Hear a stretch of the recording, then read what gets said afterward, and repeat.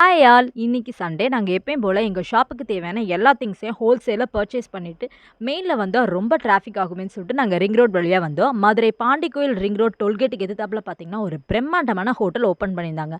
Maximum மதுரையில் இருக்கவங்க எல்லாத்துக்குமே இந்த ஹோட்டல் தெரியும். அது மட்டும் இல்லை, இந்த ஹோட்டலுக்கு முன்னாடி இருக்க டிஸ்பிளே தான் வேறு லெவலில் இருந்துச்சு. இந்த டிஸ்பிளே பார்த்தீங்கன்னா சோஷியல் மீடியாவில் அதிகமாக வள வந்துக்கிட்டுது. என்னடா இந்த டிஸ்பிளே இங்கே தான் இருக்குன்னு இந்த டிஸ்பிளேக்காண்டியே இந்த ஹோட்டலுக்குள்ளே நுழைஞ்சாச்சு.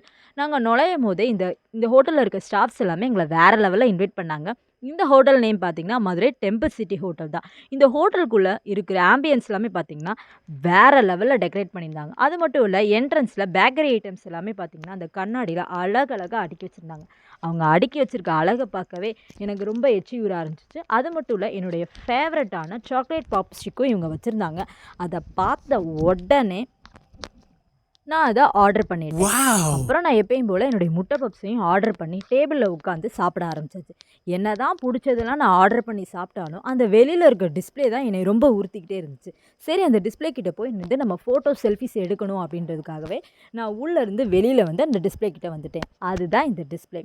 நம்ம பாண்டிய நாடு. இந்த பேருக்காண்டே இந்த டிஸ்பிளே கிட்ட வந்து ஃபோட்டோ எடுக்கணும்னு சொல்லிட்டு நான் அந்த டிஸ்பிளே முன்னாடி நின்று நிறைய செல்ஃபிஸ் ஃபோட்டோஸ்லாம் எடுத்துக்கிட்டேன். ரொம்ப ரொம்ப ரொம்ப பிடிச்சிருந்துச்சி இந்த டிஸ்பிளே. அதுக்கப்புறம் எப்பயும் போல் நான் உள்ளே போய் என்னுடைய ரொம்ப ஃபேவரட்டான டீயையும் ஆர்டர் பண்ணி நாங்கள் அந்த ஆம்பியன்ஸ்லாம் சுற்றி சுற்றி பார்த்து ரசித்து அந்த டீயும் குடித்தோம். அந்த டீயும் ரொம்பவே சூப்பராக இருந்துச்சு. இது மாதிரி மதுரையை சுற்றி நிறைய இடங்கள் இருக்குது. இந்த இடத்தெல்லாம் நீங்கள் பார்க்கணும் அப்படின்னா என்னுடைய சேனலை சப்ஸ்கிரைப் பண்ணிக்கோங்க. பாய்.